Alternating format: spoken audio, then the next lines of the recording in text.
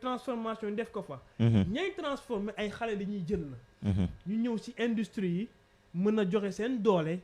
loolu mooy créer ay emploi ci biir réew. monsieur Guèye pour rejoindre la un tout petit peu di fàttali tamit auditeurs yi yéen tamit ci ngeen bokk bu ngeen bëggee participer ci émission bi mën ngeen def 88 628 05 05 baa ngeen suivre ñu ci suñu page Facebook bi Afia FM. Monsieur Guèye bu ñu ñëwaatee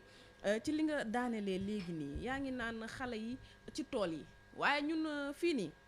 jamono jii nii xale yi pour nga jël leen yóbbu leen ci tool yi problème la. tey Omar Saliou mii ku ko bëggoon bay loo ji day bañ. nooy damay bay. xam nga day non Omar da ngay bañ parce que ñàkkul ne mënoon nga cee dox mais doo ci dox est-ce que xale yi buñ ci duggee lañ ca war a am dinañ ko am parce que tamit dafa am loo xam ne dafa am jamono jii nii nit di nga ko jox salaire comme li nga doon wax yenn saa yi di nga ko jox salaire yokk ko ay problème nit da ngay fayee ko ba pare rek say problème ñëw yokk donc xale yi toll nañ foo xamante ne besoin yi bëri nañ est-ce que ñoom yóbbu leen ci tool yi dinañ mën a am payoor bi war ndax àq bi war ci liggéey ba ñuy def danañ ko am. donc boo xoolee tamit ci loolu xale yi dañuy préférer léegi nekk ay fonctionnaires. tey boo xoolee recrutement yi bu ñu nee gendarmerie wala police wala bangoor dañuy fees del étudiants yaa fay jiitu. te teewul jàng nañu bëri nañu ay diplôme mais boo xoolee tey jii nii xale yu ci ëpp nangootuñu dugg ci secteur privé bi ndax da ngay ragal xëy suba entreprise bi xaw a am benn pépin bu ndaw ñu dàq la. si ñu wàññi personnel bi. mais bu fekkee ne yow fonctionnaire nga ak lu dëkk bi metti bu weer deewee di nga laal dara. donc problème boobu tamit am na te boo xoolee bu baax instant bii nii day mel ni xale yi ñu dugg ci nekk bokk ci fonction publique bi moo leen di gën a arranger ndax ñi ngi xalaat projeté instant yi nii am na banque yoo xamante ne boo bëggee def prêt wala yu ni mel foog nga am benn profil bi foog nga am benn compte bancaire bi am na yenn liggéey yoo xam ne fii mayu ko xale yi pour ñu def ko. donc man est-ce que gisoo ne ñoom. liggéey bi nga xamante ne yaa ngi bëgg ñu wax ko mbirum tool yeeg ñun ñu bay dundeek suñu réew affaire yo ndax gëdd bi war dinañ ko jox xale yi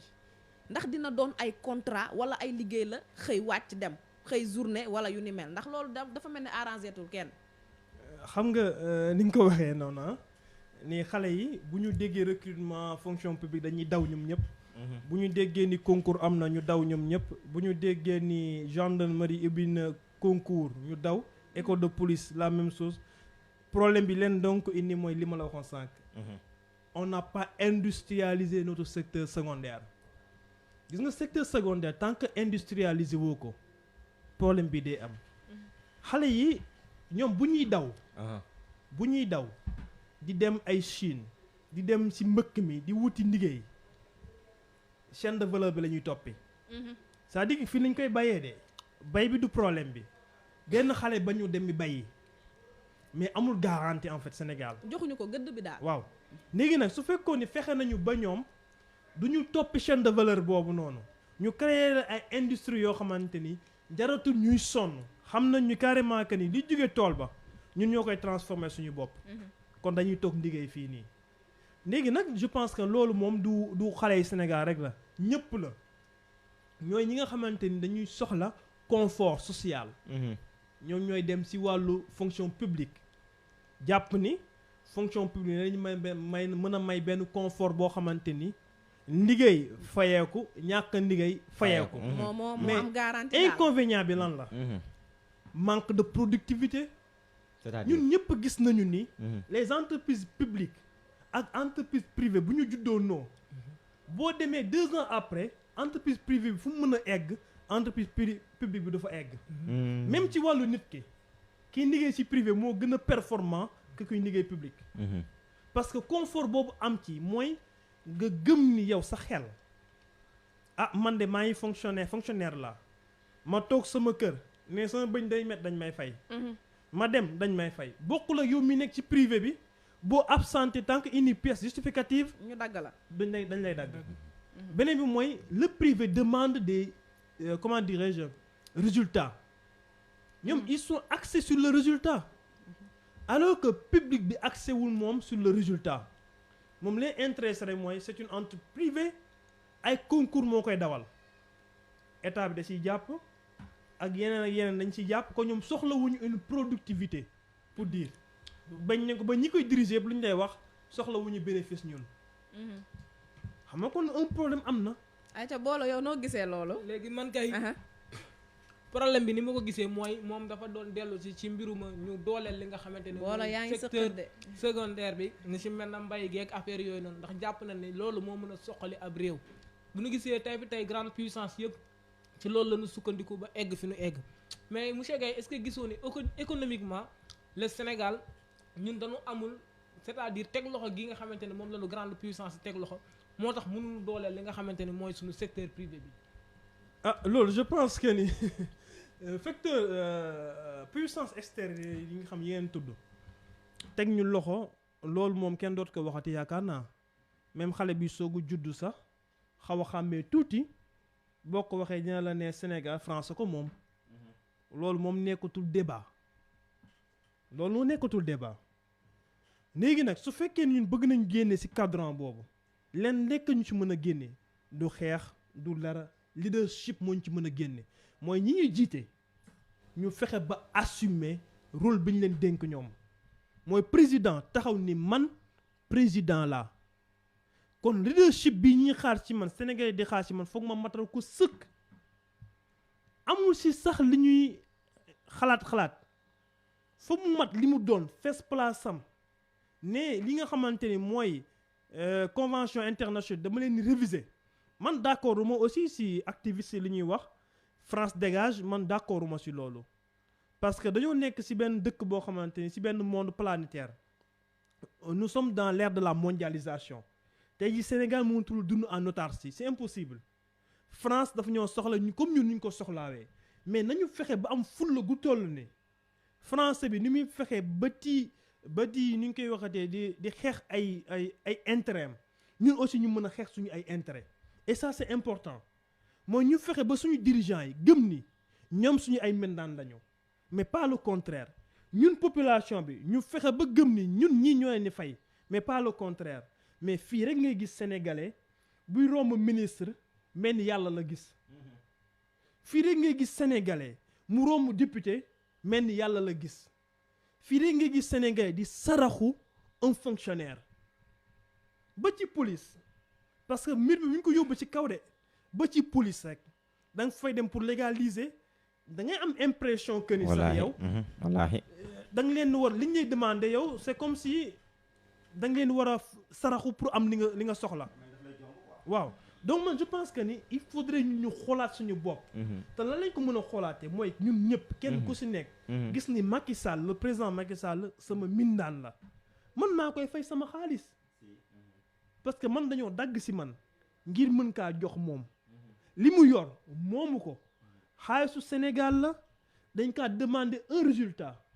tey ji kenn ku si nekk sa soxna boo yëkkatee 10 000 francs jox ko ne ko demal marché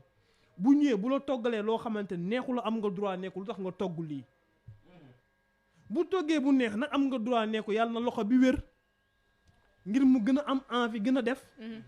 donc loolu la rek état noonu la ñun dañ leen nattal dañ leen jox dépense moom lañ tuddee budget ne leen doxal leen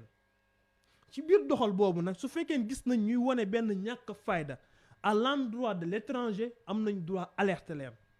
ne leen ñun d'accord ñu si lii ngeen di doxalee parce que kii sa nawle la président Macron nawle Macky Sall la maa ngi gis sànq si réseaux sociaux yi ñoo ngi wax ni Paul Kagame dafa yónni ministre am mu dem recevoir Macron dakaa delloo bal bi parce que Macron loolu la ko lebaloon. Macron loolu la ko lebaloon tant que demuñu ba tollu niveau boobu ñun gëm ni ñun ay état souverain lañu duñu mën a quitter si lii ñu nekk nii et à chaque fois day continuer man je comprends le président Macky Sall da ko fay fekk mais am na droit gu toll ni réviser les contrats parce que tey jii dañ toll foo xamante ni Sénégalais yu bëri duñu comprendre peut-être le 28 du mois mën nañ ñëw nekk président keesu état vide na bu ñu fayu salaire yi fonctionnaire nañu génn sur le marché sur la place publique nan la mën a def ay coopération rek la mën a activer pour mën a fay salaire yi peut-être loolu ñun le commun des Sénégalais mën nañ ko bañ a comprendre ay secret état la mais am na loo xamante ni ñàkkul ni président war na mën a jël leadership am en main taper sur la table pour renégocier les contrats. ñun dégg nañ la bu baax a baax a baax kon donc loolu benn problème la pour li nga xamante ni mooy xëy ndaw yi ndax rawatina ñoom seen benn notion bu ñu fi lancé woon mooy entrepreneuriat rapide. te yéen économistes yi yéen ñëpp ngeen taxawoon bañ ko ni benn entrepreneuriat mënul gaaw. mais ba tey dañuy dellu si rek ci yenn kàddu yi nga xamante ne ex ministre de la jeunesse yëkkati woon na ko fi muy lu toll si 40% des jeunes au Sénégal sont des analphabètes et que leur projet n'est pas bancaire. est-ce que loolu aussi tamit benn raison la boo xamante ni tey war na justifier ñàkkum xëyu ndaw yi. ok man je pense que un projet non bancaire ay indicateurs ñoo koy wax parce que da ngay calculer ci projet lu ñuy tuddee étude financière booy def étude financière da ngay ñëw sur les ratios de rendement y en a deux yi nga xamante ni ay rendement économique lañu yi nga xamante ni ay rendement sociaux lañu parce que projet ñaari aspect yooyu la am askan bi est-ce que nañ ci gis seen bopp waaye nag sur le plan économique est-ce que état ak yow mi di nga ci gis sa bopp su fekkee ni vente bi mooy indicateur bu gën a léger dafa positif rek dañuy naan projet bi baax na ñu dem ci indice de profitabilité bi su dépassé 1 virgule rek ñu ne kon baax na ñu dem sur la DRCI mooy délai bi ngay jël kii xaalis bi ñu ci dugaloon ñëwaat su fekkee ni xaw na jege li ñu soxla woon ci wàllu durée de vie de projet bi ñu ne kon lii baax na mais bi ci gën a am solo mooy taux de rentabilité interne bi mooy li nga xamante moom la ñu tuddee tri mooy est-ce que yow réellement li ngay gagné mën na subvenir li nga emprunté woon est-ce que mën na ko couvrir en fait su fekkee loolu am na ñu ne comme projet bi c'est bancarisable banques yi indicateurs yooyu la ñuy xool pour mën a financer mais loolu c'est trop technique mais li am solo mooy population analphabète mais ñun dañoo seetlu que ni ñi nga xamante ni ñoo yor emploi bi Sénégal jànguñu. ñoom jànguñu. loolu laa bëggoon wax. kon ñoo lañ tuddee man noonu laa leen tuddee man. les champions hors système. si. ñi nga xamante ni tey jii ñooy ànd président. dugg ci avion président. dem ay sommet. dem fu nekk ñooñu booy xool ñaari emploi la ñu créé. dëgg la ñoom. seen mindaan seen garde corps ak seen garde corps boo ko wax seen chauffeur. gën a bëri 3 lay doon. 3 personnes oui. ñi nga xamante ni nag ñoom état bi faalewu leen. gisu leen ñoo ngi nekk ci ay 200 emplois. te pourtant ñoom la ñu wax ñooy bawal yi. wala bawal yi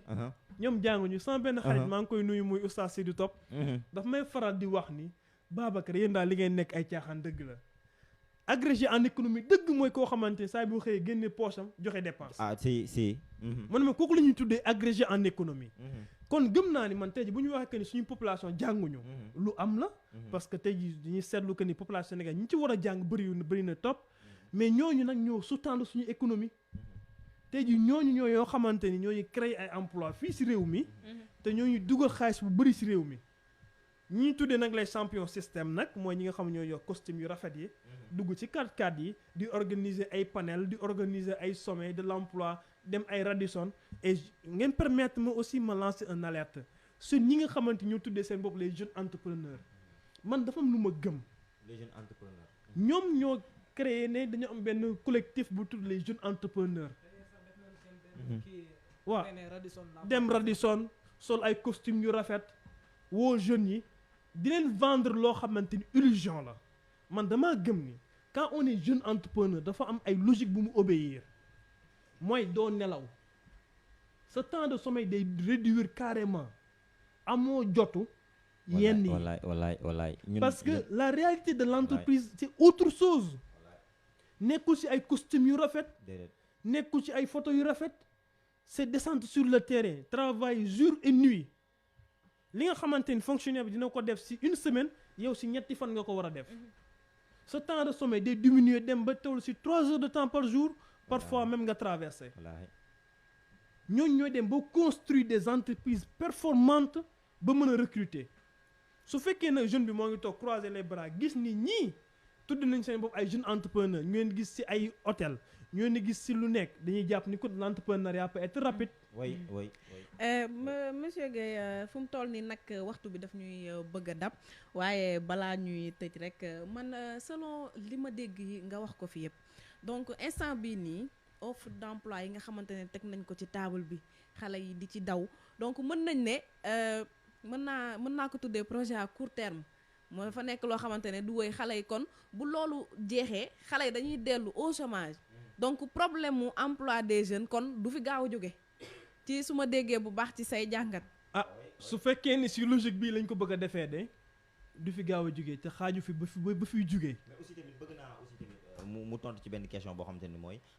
est-ce que maanaam ba président de la république defee benn conférence di wax ci wàllu emploi des jeunes yi depuis boobu ba léegi secteur privé yeeg secteur public yi yëpp dañoo xabtalu est-ce que loolu nekkul benn genre politique boo xam ne après dañuy delawaat affaire yi fu mu nekkoon. waaw xam nga tey jii président bu nee bëgg naa ngeen recruter man ma jugee fee ne teg naa benn entreprise boo xamante mën na recruter 100 jeunes ñaata laa si mën a am ci xaalis. xam nga bëri na président ne teg naa 150 milliards pour ñu financer les jeunes man en tant que privé ma taxaw ne man de am na lu ma teg loo xamante ni bu sottee war na mën a jël lu mu néew 150 jeunes wala 200 jeunes ñu jox ma xaalis ma créer sama ay contrat envoyé comme ministère nee na man de créer naa tant de jeunes comme ci wàllu emploi min mi genre suul bukki la sulli bukki seen biir rek la ñoom. wala teg dil la rek. teg dil la Ndongo Samba Sylla dama ko doon dégg mu wax ni intellectuel de la définition mooy ki nga xamante ñeme naa wax dëgg te du xool ku mu neex ak ku mu nakari loolu mooy intellectuel su fekkee dem nañu ba ñun amatuñu courage di wax li am alors que les réalités sont là jaruñu si sonn man am naa frère bu ma jege yow am nga frère bu la jege yow am nga frère bu la jege bu nekk si même situation bi. yaa ngi koy gis au quotidien démb rek romb naa benn poste ñuy demander kan nga xam ku xam keneen koo xamante ni DER financé na ko. waaw léegi ci loolu rek dañ lay dugalal benn question ngir xam njariñu DER ak ay ANPEJ ci li nga xamante ni mooy xëyu ndaw yi. ndax depuis 2012 ba léegi chaque instant ñu ngi dégg ANPEJ DER li wak li ñoom ban njëriñ yan jéego la ñu jox dox ci li nga xamante ni mooy xëyu ndaw yi. xanaa yow dangaa mujjee baax sax parce que boo nee depuis 2012 jege na trop affaire bi avant 2012 la fi nekkoon. kon yàgg na. amoon na fi ay temps ñu defoon le programme des maîtrisards xaw ma ndax yéen a koy fàttaliku wala déet ku am maîtrise rek ñu wutal la boulangerie. amoon na fi mujjul fenn président Abdoulaye Wade tegoon na fi yu mel noonu mujjul fenn. président Macky ba mu ñëwee moom dafa xadd kaaba ga moom. waaye si ñu gis na yu bëri tegu mais man damaa jàpp ni yooyu yëpp baax na bonul de loolu lu baax la. ndax bëgg na def man li jàppale ki ma gis man. dégg ko mu wax bëgg na def mais président dafa am yoo xamante ni tant que amul ñu ko ci jàppale. du dem gis nga ANPEJ DER FONGIP ñoom ñëpp bu ñu leen dajale woon. def leen ci benn agence xool entreprise yi fi nekk gum nañ lañ leen mën a dimbalee ba pare demander leen nag su ma la joxee par exemple 5 milliards na nga fexe ba recruter ma tant de jeunes mu nekk loo xamante ni accès sur le résultat lay doon moo gën ma fekk jeune bi nga xamante ni xamul dara ci wàllu entreprise ma yëkkati benn 200 millions wala benn 100 millions jox ko. ne ko demal defi entreprise mu dem 2 ans après ñëwaat nee ma dama connaître échec loolu baaxul donc man li ma gëm mooy agence yooyu lu baax la de bonul de mais buñ leen dajale woon ñoom ñëpp tudde leen ay fonds souverains fonds yoo xamante ni day jàppale le secteur privé ñun suñu secteur privé loolu moo ko manqué gis nga entreprise yi ngay gis nii muy ay Orange dafa am ay banque yooyu ni jàppale li nga xamante ni nag mooy Sénégal amuñu banque yu leen mën a jàppale financièrement amuñu marocain yi boo xool banque yi fi nekk yëpp ñoo ko moom bu ñuy xëccoo ak entreprise sénégalaise dañ koy gagné si ndax banque bi bu demee déposer l'entrepreneur sénégalais ne dama am marché d'offre dem marocain bi déposé dañ naan man a jàppale marocain moo ma gën a junne jàppale sénégalais bi donc ñun li ñu manqué rek mooy des fonds souverains ñu permettant nu secteur privé gën a performant am na solo secteur privé bu performant wee dina mën a créer ay emploi Aïcha kon monsieur Guèye dañ lay bàyyi rek nga daal di wax sa mot de la fin tàggatoo waale ndax fu mu toll nii waxtu bi dab nañu waay neexoon na de waaw lu neex du doy nag ay neexoon na de waaw waaw moom day mujjee naa gaaw waaw neexoon daa gaaw waxtaan bi neex moo tax mu gaaw waaye di sant yàlla rek dinañ remercier aussi si invitation bi di wax ni rek jeunes yi bu ñu xàddi merci muy président di opposition bi ñoom ñëpp ñoo ngi liggéey pour jeunes yi mën cee gis seen bopp opposition bi na jàppale président aussi comprendre déglu opposition bi jeunes yi aussi xaw a patient parce que yaakaar naa ni si jeunes yi patient wee yu bëri dina mën a sotti di leen sant aussi di leen gërëm di sant seen fidèles auditeurs et auditrices yi xanaa di leen jox rendez-vous ba beneen incha allahu rabbi incha allah jërëjëf yow itam ci disponibilité bi ay ca boolo ma bàyyi la nga tàggatoo ak auditeurs yi di delluwaat rek di remercier auditeurs ak auditrices su Afia FM yëpp di jaajëfal sunu ganu bis bi di monsieur Babacar Gaye di économiste moom aussi tamit di koy jaajëfal bu baax a baax ndax yombalal naa nu affaire yi lool te biñ ko waxee suñu invitation tegu ci benn baat lu dul accordel nu ko di ko jaajëfal di ko ñaanal yàlla xam-xam bi gën a yokk yàlla yokk wér gi ak am gi mën-mën gi incha allahu rabbi ndax yow moom wax dëgg fa yàlla jàpp la ni suñuy mbir ak yow du yam fii ndax dañ lay soxla ci suñuy plateau incha allahu rabbi Aïcha moom li nga xam na solo day ñëwaat parce que lii moom il faut mu am suite Aïcha avance mu sëñ Saliou ma bàyyi la nga tàggatoo Ndeye Fatou maa ngi kontaane ñëpp ñoo xam te ne ñoo ngi woon duñu bàyyi xel si émission bi nga xam ne moom émission ndaw tey di leen fàttali rek émission ndaw tey dafa ñëw ci beneen anam gën a ñoŋalaat ndawi tey yi mu gën leen mën a tegaat ci action kanta loolu nag maa ngi kontaane képp koo xam te ne yaa ngi doon suivre live bi ci Facebook Afia FM waaye ci Facebook Omaro Saliou di kontaane ñëpp di leen jox rendez-vous nag mardi à partir de 14h-15h ci émission temps bi ak Omaro Mousseni Sall di lu bees sax nag fii ci rajo Afia FM jërë ngeen jëf Aïcha du ma fàtte benn yoon nag kii di Khady Sarr Khady ñu ngi lay jaajëfal bu baax yow itam ci nga bokk Khady si nga bokk maa ngi lay bëggee bu baax di gërëm sama technicien bi Galaye Seck di leen jaajëfal yéen itam yéen ñi nga xamante ne yéen ay auditeurs u Afia FM yi yéen ñi ñu doon déglu ci la 93.0 lépp loo xamante ne nag wax nañ ko fi te muy njuumte di leen ñaan ngeen jéggal ñu ko lépp luy neex rek ngeen xam ne fii lay xewee te itam mbirum suñu borom la kon nag je vous dis restez connectés tonton Moussa mi ngi ñëw léegi ñu continuer ak programme u Afia FM yi jaa ngeen jëf masa guddee waaw